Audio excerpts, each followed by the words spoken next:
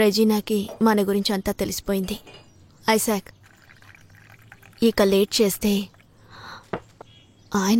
ఆయనకి తెలిసిపోతుంది. తెలియాలి, అతనికే తెలియాలి. అదే నాకు కావాల్సింది. కానీ దాని ద్వారా ఆయనకి తెలియకూడదు. ఆ సంతోషాన్ని నేను దానికి ఇవ్వను. ఆయన ఈ ఊరు రాగానే నేనే ఆయనకి చెప్పేస్తాను. ఆ నిమిషం అతన్ని నేను చూడాలి.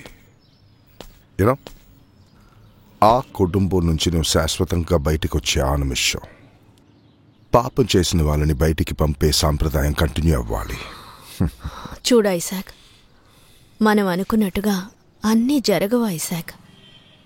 వంశగౌరవం పాడవడానికి ఆ తండ్రి కూతుళ్ళు ఒప్పుకోరు. ఏదో ఒకరోజు ఆ ముసలుడు నా ముందుకు వచ్చి నిలబడతాడు. అతను చేసిన పాపాన్ని అతని చేతే బయట పెట్టిస్తాను. బట్ ఐసాక్, ఈ విషయం ఆయనకి తెలిసాక నా లైఫ్ మరే ఇది తెలిసిన తర్వాత కూడా అతను బతికే ఉంటాడనుకుంటున్నావు నువ్వు? అది కాదు.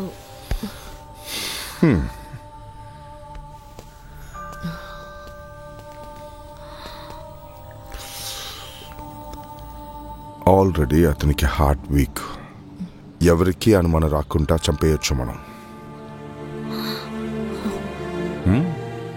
లేదంటే ఆ కుటుంబానికి చెందిన ఒక వ్యక్తికి ఇంతకంటే అద్భుతమైన ఒక మరణం వాడికి కలలో కూడా దక్కదు.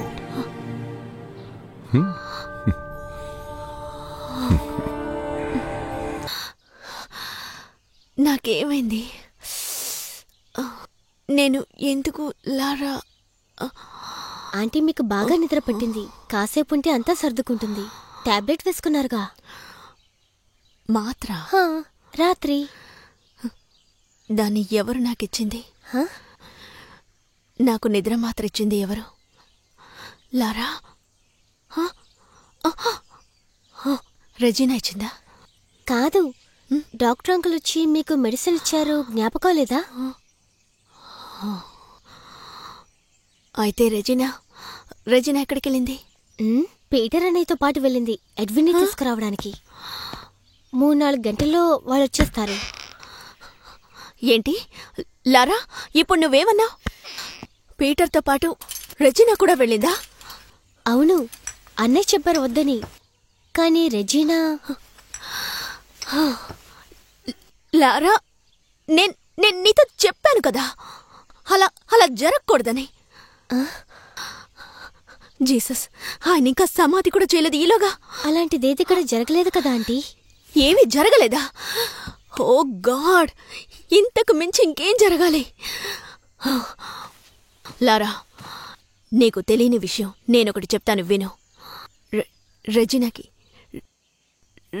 మతి చలించింది తెలుసా? ఏంటి? రెజీనాకి పిచ్చెక్కింది. పిచ్చి. దాని విషయంలో జాగ్రత్త, లేదంటే అందర్నీ చంపేస్తుంది. ఆంటీ ఏంటి మీరు అనేది? నువ్వు ఇంకా జాగ్రత్తగా ఉండాలి. అది నా కొడుకుని నాశనం చేస్తుంది. ఎడ్విన్ని నీకు వదిలిపెట్టదు. దాని మనసులో ఏముందో ఆ జీసస్కి మాత్రమే తెలుసు. తను నిన్నటి నుంచి ఏం చెప్తుందో తెలుసా నీకు? వాళ్ళ నాన్నని నేనే విషం పెట్టి చంపానంటుంది. అంతా నా కర్మ. అది వదిలే, కాని నా కొడుకుని నాకు శత్రువుని చేస్తోంది. నువ్వొక్కదానివే వాణ్ణి కాపాడగలవు.